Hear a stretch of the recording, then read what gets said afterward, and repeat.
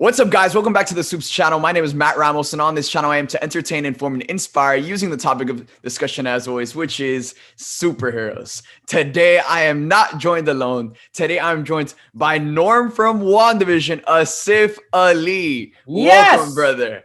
He's here. I'm so pumped. I feel like I'm in your room right now. This is very exciting. Let's go. How are you? How have you been? What's up? Dude, I've been amazing. I mean, as a fan, I'm sure you can understand where the majority of WandaVision fans are right now. We're just waiting for the next episode, bro. We're just Me too. Me too. I don't go to sleep. I wait until like midnight and then I have to watch it. I can't wait for the next day. Because one, I'm just like so eager to watch it. But two, I'm worried about spoilers. Because if I open up my phone, I feel like everything on my phone is like related to WandaVision or whatever. Yeah. And like the algorithm knows what I care about. And so when I open up my phone, I don't want to accidentally open up Instagram and see a spoiler, or accidentally open up Reddit or TikTok or whatever. So I'm staying up. I'm just like you. I'm staying up. Yeah, same here. And I'm on the East Coast. So the episodes come out at 3 a.m. Oh my God. No, but don't worry, bro. It's crazy because like my followers, we host like watch parties. So like literally like, on our last watch party, we had over 100,000 people across the globe at 3 a.m. watching the last episode of WandaVision. And it was absolutely insane. It's like literal like virtual concerts at 3 a.m. And like this show is, there's like so many crazy twists and turns that I bet it must be like, you know what it is? What you've created with that is probably the closest thing to like watching a movie in a movie theater, where it's just like that energy of, man, that's great. That's great. That must be exciting when it like something crazy happens and you have like 100,000 people reacting at the same time. Yeah, man, it's so crazy. Like the chat is going off. Everyone's going crazy. It's wild. We gotta get you one of these. I would love to. So, Asif, obviously the world's going crazy over WandaVision. You've played such an awesome part in WandaVision as the role of Norm. What are some of the craziest behind the scenes stories you have, not only as Norm, but you also played a role in the show Agents of S.H.I.E.L.D. as Jesse Fletcher. Fletcher. Yeah. So really what that has to do with is, you know, when I've been acting for a while now, and I booked Agents of S.H.I.E.L.D. way back when. And, you know, I was a fan of the show then, and it was just exciting because I was like, oh man, this is like, you know, MCU is still kind of young then. And I was like, oh, this is so cool. I get to be a part of this whole like bigger thing. And then later on through that same casting agency, I did Mandalorian. And that was like, this is insane. Cause those are all like, all the names are like secret. They keep all the names untitled. And so you get the job and then they kind of tell you what it is. And so then to be on set of Mandalorian and then like see baby and like the set and how they do all that was just like constant, like pinching myself of like, just trying to think like, what if I was like a little kid, the little version of me being like, man, what would this be? And I was just like losing my mind. And then later on, like a year or so later, I got asked to do WandaVision. And so as far as the behind the scenes, like they didn't give me all the scripts. I think I think it's smart to not give me everything, because there's no reason for me to know everything about everything that's going on. And it keeps like, for the amount of spoilers and like crazy twists and turns there are in the show, you don't want everyone that many, because there's a lot of people that it takes to make this show. It takes a lot of people. And so it's like, you don't want everybody to know everything about everything. And I think also it helped me character-wise, because, you know, a lot of times they put like little Easter eggs and stuff into the shows. And if for my character, if I know too much, I think it would just make it annoying for me. It's better for me if I just like, I'm like, okay, this is what my job is. This is the world that I'm in. So I can just kind of like really get into that. And so, here's the thing. So for all the little sitcom portions that we did, so they would change, right? So you would see that it would change from like the 50s to the 60s to the 70s. And so Matt Shackman who's directed all the episodes. I mean, huge shout outs to him to direct an entire season of television. Incredible work. And all of the camera crew and all the DPs and everybody, what they did is they used the same lenses and the same lighting from those specific periods in the show. So like when we're shooting like a 60s show or whatever, it's the 60s lights and the lenses. That's how they achieve that kind of. And so when we're shooting black and white, it's because they're shooting through like black and white lenses and stuff. So it's like the reason why it looks so good is because they were using actual like vintage pieces, and to the point where like our outfits and the makeup and like how you'd have to adjust to that was different, because right now, the way that technology is now, you know, the cameras aren't really that hot anymore, because a lot of times people are using LEDs now and the makeup doesn't have to be as heavy. But in order to do that era, we had to wear like the heavy makeup and have like these glaring lights on us and stuff. So it was a challenge, but it was really fun also to like have the live audience for the ones that were that kind of sitcom-y kind of thing. It was very fun. And then also the amount of depth and detail they put into every single thing on the show, where if I asked about a thing, somebody would give me up. And so they're really in the MCU, there really are really no stones left unturned. Every little thing is, and I had never been in a situation where I was working on a show where that much attention to detail, and you know, and being in that world, I was like, oh, this is why they're so successful at what they do, is because every single, there are no like there's nothing that's random or like, oh, I don't know, I get, everything is like planned and it connects to something else, and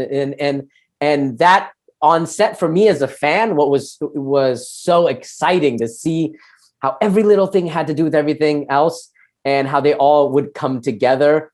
And I think that kind of team atmosphere that Matt and Paul and Lizzie and everybody, you know, Catherine, kind of like created this sort of vibe on set where, hey, we're all doing this project, knowing that not only is it like a really fun thing in and of itself, it's connecting both to things that were before and things that were after. So it's like, it just was really exciting as an actor, but also more so, I would say, as a fan, to be like, oh, I'm like, and then when they were like, this is going to be the first thing that comes out, we were like, because, you know, they had like, you know, like the schedule was like set, but because of COVID and all that, they were like, oh no, this is going to be the first thing that's out. Was like truly like, we were like, wow. I mean, such an honor to be the first people out, and then to have it be received so well and have it come out so awesomely. Like, I was just like, because you don't know when you're shooting it, so much of it is like, you know, you're mixing in green screen with like actual live action stuff, and so it's hard to like sort of put it all together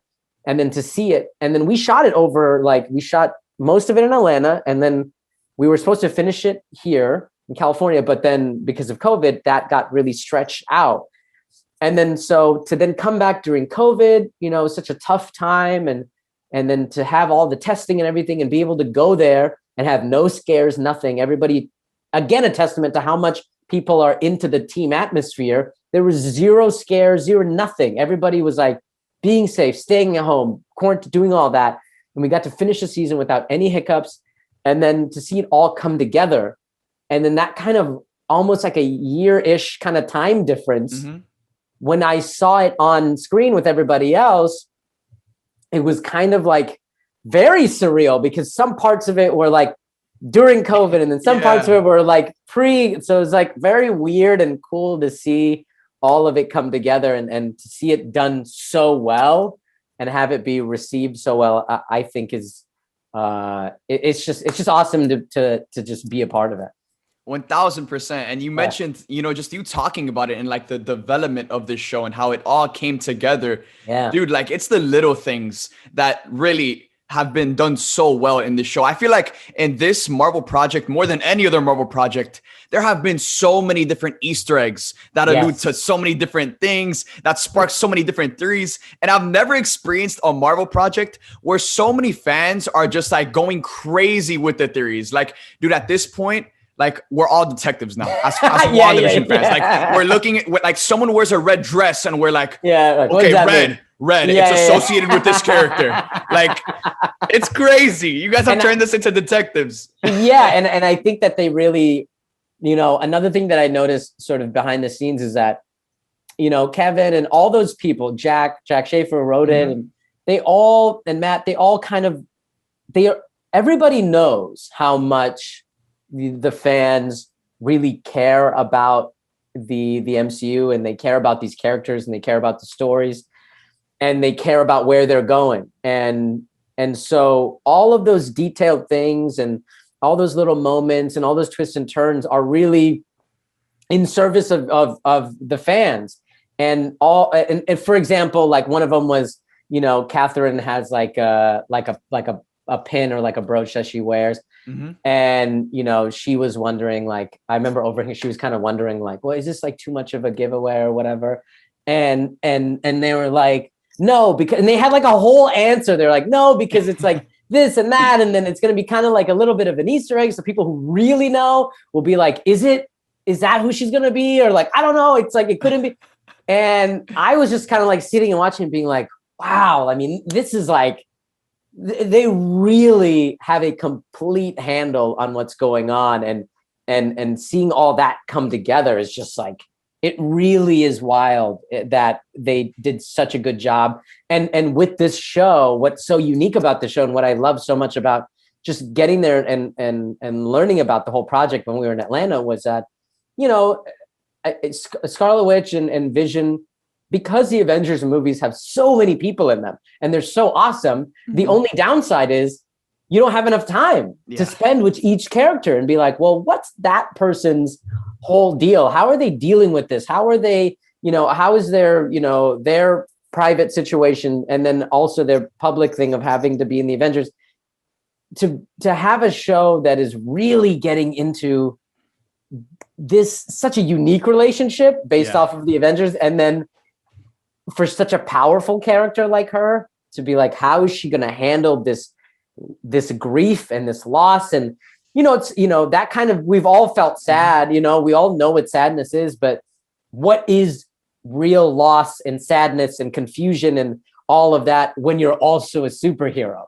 Mm-hmm. When you're someone that almost killed Thanos, you know? Yeah. So it's like, what is that like? And to be able to really stretch that out and get in there, really get into the meat of it over these episodes is like, when I got to learn about this, I was just like, yeah, this is very cool. And you know, Lizzie's so good and Paul is so great. And everybody was so cool. And it was so fun to watch Lizzie get into that. Because as a fan, I was like, oh yeah, I really do wonder, like, what is it like when your husband dies and like you have to cope with that? And like, how do you put your life back together if you're also a superhero, you know? And how does that affect your world and all the people around it? And then to see how Paul deals with that kind of like, wait, and who am I? Like, I thought but I'm alive, but I thought, and it just having it also deal with, you know, the sword and all that stuff coming, and it was just so cool. And then to see like Tiana kind of get her whole power. It's just, she's like killing it, bro. It's so cool. So it's just like to see all of that. And then, you know, we stand Jimmy Woo and just like to see all that. Yeah. To see it all come together is just like, it was so fun to be able to see, hey, we have more than an hour and a half. Mm-hmm. Let's really break this thing open and get into what this really is, and really be able to, because we have this time, not only are we allowed to get deeper, we're allowed to get bigger too. So we can do so much more with so many more people because we have all this time now. Mm-hmm. And I think it's been really fun to watch. And that was the real pleasure of me working on the show, is seeing all those pieces be shot and then kind of have them all come together. Yeah, and again, coming off of what you just said, like the heart of the show and the most beautiful thing about it has been seeing Wanda's journey of dealing with all of this pain. And at this point, you know, it looks like she's like a ticking time bomb, and she's just on edge as each episode progresses, and we're just waiting for it to go off. But the performances from Elizabeth Olsen and Paul Bettany have been fantastic. I mean, they have to get some nominations at this point, because in this project, they finally have the freedom to really just dive deep into their characters, really own them, because they've been sort of like side characters in the other big Avengers movies. Yeah, they've been given that opportunity and that time to really stretch their wings and really get into their personal dynamic. And Lizzie and Paul are such pros, and it was just a treat watching them really get in there. And, you know, it's not always about something that's happening and they're fighting. It was just like, it would come down to them and their relationship and seeing that kind of that humanity and that real relationship there being explored and that stress of that situation it was so cool to see. And I can imagine that for them, being in the only times that they're together are in these gigantic movies where there's 50 people. I think it's probably really, really fun for them to finally be able to really be able to spend that kind of time with each other to really explore what their dynamic is.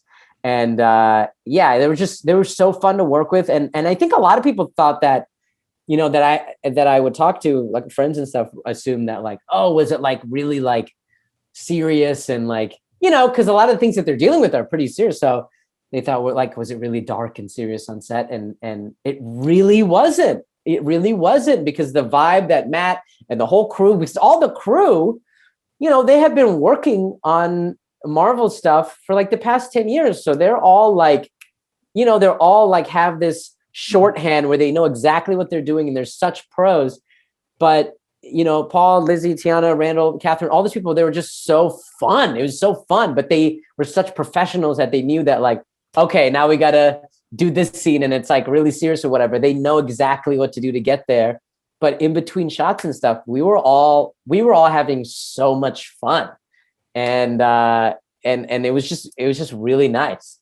That's amazing, dude. And, you know, I have to ask this question for the Agents of S.H.I.E.L.D. fans out there, because, of course, you played Jesse Fletcher on Agents of S.H.I.E.L.D. There's actually a popular fan theory going around that Norm is actually Jesse Fletcher, but he became Norm when Wanda created the Hex. Do you think there's any weight to those theories out there about Norm being the same character from Agents of S.H.I.E.L.D.? You know, when I got the show, we started shooting, and then somebody, when it came out or whatever, somebody posted some theory about that, and I hadn't even connected those things together. So I don't know, but I mean, if that became a thing, if that means that I get to work more in Marvel things, because sure, absolutely, make that a thing. Yes, absolutely. But as far as my knowledge, no, I think that there are probably two separate characters. But yeah, I mean, the way the MCU works, I mean, listen, if Kevin is watching this right now, buddy, if you want to connect the dots for the fans, go for it. I can clear the schedule. Let's do it.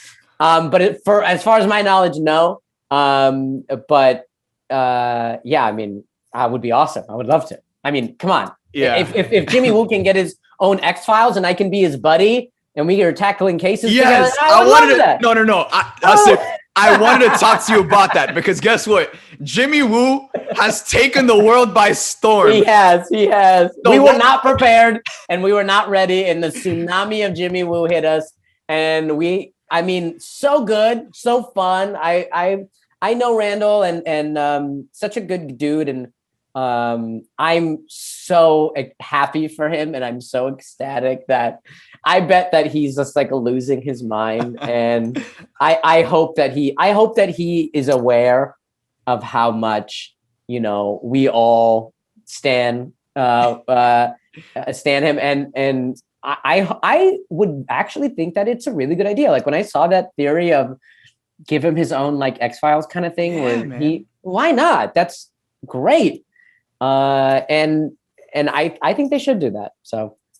Yeah, I mean, you know, the whole theory for like the they're calling it the Woo Files is that it's like a Jimmy Files, you know, it's like a Jimmy Woo X-Files show where he's going around solving all of these different cases in the MCU. Yeah. We got Darcy in there, other side characters from the MCU. Screw it, throw Norm in there. Yeah. Norm in there. I'm all for it. I'll be there. So another thing I wanted to ask you is, from your time with working on Agents of S.H.I.E.L.D., how can you compare working on Agents of S.H.I.E.L.D. to working on WandaVision? That's a good question. The only difference to me that I noticed, you know, when Agents of S.H.I.E.L.D. came out, I don't know how many years they were into the MCU, but it was definitely not as long as it is now. Like, we're very much like a small child's life has been into into the MCU now. So I think then they were really trying to figure out how to make a show for people who like Marvel, right? It's a great idea. The difference between that and this is that felt like a TV show. It felt like a really cool TV show. And this feels like a really cool movie cut up into little pieces to fill that, you know what I mean? Yeah. So the idea of Agents of S.H.I.E.L.D. was very much like, we're going to make a TV show that's almost like a procedural that tackles these cases. And WandaVision very much feels like, to me, and I think the idea of it was to make sort of like a 6-hour movie and then to chop it up into pieces for people to watch. And yeah, I think that was like the only real difference. I mean, they both put in the same amount of effort and all that. I think probably like, I'm guessing they probably spent more money on this. I don't know. They didn't tell me that, but it just felt like they were really, because they were trying to make it feel like the same exact quality as a movie. I'm guessing the budget was probably bigger, but it definitely felt like, hey, we are really trying to make sure that when you watch this, you don't think it's a TV show. You watch it and you feel like there's the same level of investment and there's the same level of expertise and there's the same level of professionalism and scope as you would find in an actual Marvel movie, but we're putting it into these smaller bites. And I think they did a great job with that. 1000%. And now that they have Disney Plus at their disposal, they're changing the game with streaming, bro, because like this is movie quality productions spread out across multiple episodes for multiple weeks. And now we end WandaVision, we take a week break, and then we're on Falcon and the Winter Soldier. So it's changing the game. And then when it comes to scope, WandaVision is setting up Spider-Man No Way Home, as well as Doctor Strange in the Multiverse of Madness. So they are not playing around with these Disney Plus shows. No. So then it kind of makes me think like, okay, so you're going to have all the shows going on. So then it's just going to be like a 24/7 of like, you're going to have, it used to be just movie to movie to movie, right? And you would have like a gap. And now it's going to be like movie to TV show to movie to TV show to movie to TV show. So it's going to be like a 365, like 24/7, just going to be like constant. And the fact that they're all connecting is like, I don't, you've seen the map thing where they show you like all the, I mean, I look at that and I'm like, how do you manage to do that? And to have them all be good movies. And, you know, I can't fathom what it is to be up there and be like, so we have the next, whatever, 20, 30 movies lined up and shows and stuff, and they're all going to be good. And it's going to be, and it's just like, the scope truly is just like, it's astounding. It's astounding. 1000%. Yeah. And now we're coming to a conclusion when it comes to WandaVision. We've already watched the majority of the season, where it feels like going into this next episode, we're pretty much done with the sitcom. Now there's no more games. We're expecting cameos, action. The reported budget for the show is $250 million. And Paul Bettany said in an interview that there's more visual effects in this show than there was in Avengers Endgame. So going into these final 2 episodes, what do you think fans could expect? Because at the beginning of the show, they described it as a sitcom that transitioned into like the classic MCU style thriller. So going into the final couple of episodes, what should fans expect?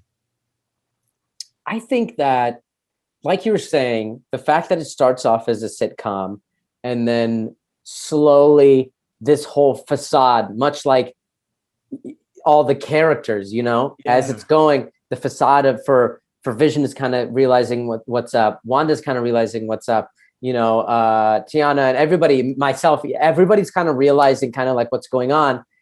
And the control, sort of rigid structure of a sitcom is sort of falling away. Mm-hmm. And then we're sort of now entering sort of a reckoning of like, how did we get here? What's going on? And how do we handle this? We've reached a tipping point where we can't, this idea of living in this confined, closed kind of thing, it's coming to a head with reality now. And so I think much like how Wanda was able to expand the world and like do all these things that are like insane. And then now Tiana having, you know, all of her powers and all that now, and Vision kind of coming to a full realization of what's going on.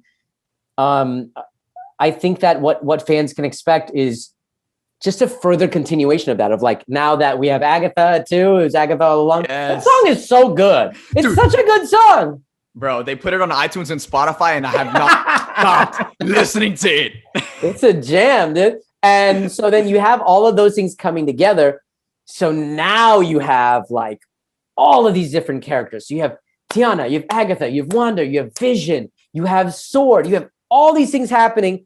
And then you have Pietro, and then you have like whoever, they didn't tell me. So like whoever the whatever the what were Luke they saying? Skywalker Yeah, the cameo. Luke Skywalker, yeah, whoever that's gonna be, right? So you have like all those things are coming together. You have to keep in mind that these episodes are only like 30 minutes long. So it's like, that's a lot. Yeah. So when Paul was saying that, I mean, I 1,000% agree. I think that it's going to be insane. The action stuff that I got to see on set looked amazing. And it really felt like they were really going all out. And you know, my friends were like, "Oh, do you have any powers?" And I go, "No, I don't have any powers." But I have the power of computation. Jimmy Woo just has to teach you the right hook, and it's game over. I'm good to go. I got to learn that card trick.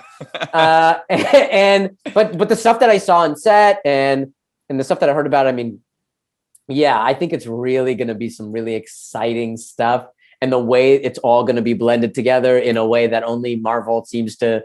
In a way that Marvel really just thrives on, just making those worlds combine and clash, and I think it's going to be really awesome. I think we're in for a treat for sure. Yeah, I cannot be more excited. I know you can't be more excited as well as all of the other fans watching. Yeah. Asif, with that being said, you've acted, you've performed, given performances in so many different projects. Yeah. When your entire career is all said and done, and the day comes where you decide to retire, what do you want to be remembered for? I think as like a person, I'd like to be remembered for just being like a nice guy or fun guy to work with. Mm-hmm. And career-wise, you know, I was thinking about, you know, how this show, and I kind of thought about it when like Mandalorian came out. I mean, as an actor, you kind of have things that are pivotal to you as like a performer and to your own career. And then you have things that are sort of pivotal as far as like your sort of your visibility kind of thing. And so for me personally, just as an actor, like huge things for me were being on shows that I grew up loving. Like I got to do a thing on Arrested Development. That's like one of my favorite comedy shows. And that was like blew my mind. I got to be on Modern Family. That blew my mind. I got to be on a show called Wrecked, that not all of my closest friends really were on it, and we were on it for 3 years, and that was like a huge thing for me to be on a show, and that really broke open my career personally for as far as opportunities. Like I wouldn't be able to get this if I hadn't had that experience working at. So all of these things add up, you know.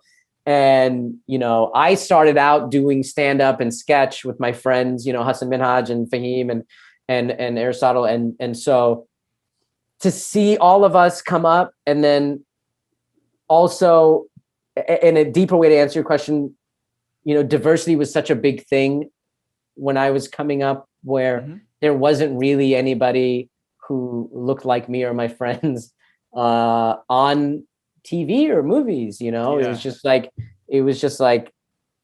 there were very few people. Maybe there's like Cal Penn, like Aziz, maybe like Iqbal Thipa. There's just very few people. And, you know, there weren't that many people who were established. I feel like there were so many. And so like, I felt like we were going into it and we were the people that we were trying to be the people that we wished we could have seen. Mm-hmm. And we tried to make the things that we wished we could have had to watch when we were little. And so with that being said, I feel like something like this, something like Mandalorian, you know, these are the kinds of things where, you know, if I was 10 or whatever, and I had Disney Plus, and I saw a show, and even if that guy who looked like me wasn't the main character and he couldn't fly or do anything like that, the fact that, you know, I could see myself in a person that was on a show of this kind of caliber and this level of popularity and global reach is like, it means something to people. And, you know, I've gotten messages from people, like kids on social media or whatever, and saying that, like, hey, you know, it's really cool to see like a, you know, an Indian dude, or, you know, a South Asian person in the MCU, and not be some sort of caricature of, or some stereotype or whatever. And, you know, I didn't realize that. So I kind of constantly have to like put myself into the mindset of like, what if I was 12 and watching this? Would I be into this? And so as far as that is concerned, on my career's grand scope, if I retire, yeah, I think that this show is definitely like going to be like a big pivotal sort of turning point where I got to be in a show that everybody could watch. And I had a amazing scene with a world-class actor and one of the sweetest guys ever with Paul. And that really, the amount of response I just got off of that scene was just like, man, I mean, bro, you killed it in that scene. Thank you. And seriously. Yeah, thank you so much. And, you know, a lot of people ask me like, was it like so tough doing that and getting all into it? And it would have been really, really tough if Paul and everybody else on set weren't so great and weren't so, you know, because acting is such like a team thing that, you know, I didn't know Paul and I didn't know anybody on that show. So I got on there and they're like, well, this is your guy, your buddy that you work with. And to Paul's credit, he was like, he's the nicest guy. He was just like, hey, cool, that's awesome. And we would always chop it up and stuff in between shots. And when it got to that scene, I felt like we were already such good friends that it just made it so much easier to be able to be vulnerable in you know, with somebody and to just really get into that emotion and get into that scene, and then to be able to snap out of it. It really was a testament to the culture they set on set, and Paul, to just make it so fun and just feeling like, hey man, I got you. We're gonna do this scene. I got you. This is like a team thing. You know, this doesn't work if, you know, both sides aren't working. So yeah, it was really cool. And I remember after we shot the scene, we went over to the monitors and we were like watching it. And we were watching it, and, you know, the replay or whatever. And, you know, Paul was like, oh, good job. And I was like, oh, thanks, man. But but inside I was like, yeah, just like losing my mind. Yeah, I mean, it was so cool. It's just so cool working with you know, they say like, don't meet your heroes or people like that, you know, because like everybody's, you know, in my personal experience, I've been very lucky. Like anytime I meet people that I really look up to, whether they're like people in my peer group or people like, you know, that I find like people that I grew up watching, like Paul or anybody like that. It's just like, it's so nice when they're nice. Like even with Lizzie, like I loved her movie that she made with all the M names. Which is like, don't tell your fans to watch it. It's really dark. It's a bit dark for them. I think it's Martha. Let me look it up. I should know the actual name. It's like Martha Mary something blah blah blah blah. Hold on. Mercy. Oh yeah. Okay. So when I watched Lizzie's movie, Martha Mary, Jesus Christ. It's a tongue twister. Martha, Marcy, May, Marlene. Okay, let's try this again. Okay. And I was such a fan of Lizzie. I watched her movie, Martha, Mary, Marlene. May Marlene. Yeah. Martha, Macy, Marlene. There's so many M names in it, but she did so great in it. I remember being a fan of hers. And then seeing her in like the MCU stuff, I was like, wow, that's really cool. And then you get on set and then, you assume that like drama people are like, oh, they're gonna be like so drama, whatever. She was like so fun. Like she brought like these baked goods. Her friend runs like this bakery called Kneading Through It. And in like, I think it's like in Los Feliz, and she brought us all, like everybody on set, like baked. I'm like, who are these nice people? I was told that everybody's a jerk, and maybe I just got lucky. But yeah, they were so fun and so nice, and I honestly think that that's just like, I think that's just what Marvel and these people try to do. They just try to get people who are like fun, nice people who are good. And get them together because they know how much time they have to invest in you. If they hire you on a thing, you're going to be working with them for like 10 years. So you could be, you know, they don't want any jerks or monsters because it's like, that's going to be a nightmare. And for the amount of work and like, as fun as it was a lot of work. Like hats off to them. I mean, they were putting in a lot of hours to get this show done. I mean, just look at the amount of, you know, time it takes Paul. Like I would be getting makeup and I would look at the poor guy getting his makeup done. And it's just like hours of like layers upon layers upon layers upon layers. And it's like, why would you be putting yourself through that if you didn't believe in the project and you didn't believe in the scope of what you're making in this gigantic, almost like, you know, the MCU at this point is just like a giant like mission statement, a giant, you know, so when you see that, you're like, I mean, how can I not give 110% when this dude isn't even on set yet and he's 6 hours deep in makeup, you know, and like literally to me is like a claustrophobic, like I don't know if I'd be able to do it. So to see that, and I'm like, that guy is willing to do that. It's like nobody can complain about anything. So everybody was so into it and so on board, and they were really trying to make a great project. And I think that kind of energy really just radiates through the working experience, like behind the scenes, making the show. And I think it also is a thing that comes out in the show. Like it's so fun. It's so fun to watch the show. 1000%. And this is why Marvel is the best in the game. Not only do they produce the best content, but just like, you know, I've interviewed a couple of other people that have worked on these projects, and they describe just the productions to be like this, truly like this family that just comes together, and everyone's a fan of the work that they're creating. And this is why they're the biggest thing in Hollywood right now. Absolutely. It's not an accident. They do such a great job. And, you know, shooting it in Atlanta, it was cool to see, like, we shot at Pinewood in Atlanta, and even just going there and being like, you know, all the different things that they probably shot here. I was like geeking out of like, oh, you guys probably shot so many amazing, like I really love Civil War. And I was like, oh man, they probably shot so much of the stuff over here from that. And yeah, it was just really nice and humbling to be a part of such a, you know, like a legacy that they've already set up of amazing projects. So it was very, very cool. And now you are a staple to all of this, being such an awesome part of WandaVision, brother. Thank you so much for doing this interview. Of course. Know, when it comes to representing your culture on the big screen, I can tell you right now that you have become the superhero that you wish you had as a kid. And now you're the superhero for so many other kids that look up and they see someone like Norm on the big screen, on the biggest scale of the damn universe.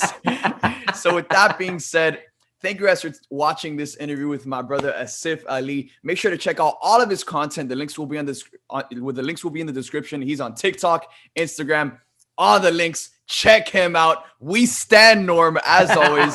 Now heading into WandaVision, we cannot be more excited how this show is all gonna come to an end. So Asif, thank you for joining me, brother. Guys, make sure to go check him out. And any final thoughts before we end today's interview? Oh, I mean, just like hang on to your seats, because like what's coming up is going to be wild, and it's going to be very unexpected. So I'm just as excited as you guys are. And yeah, I mean, that's it. I'm lost for words. We ready. So guys, with that being said, thank you for tuning in. We love you guys 3000, and we'll see you guys next time.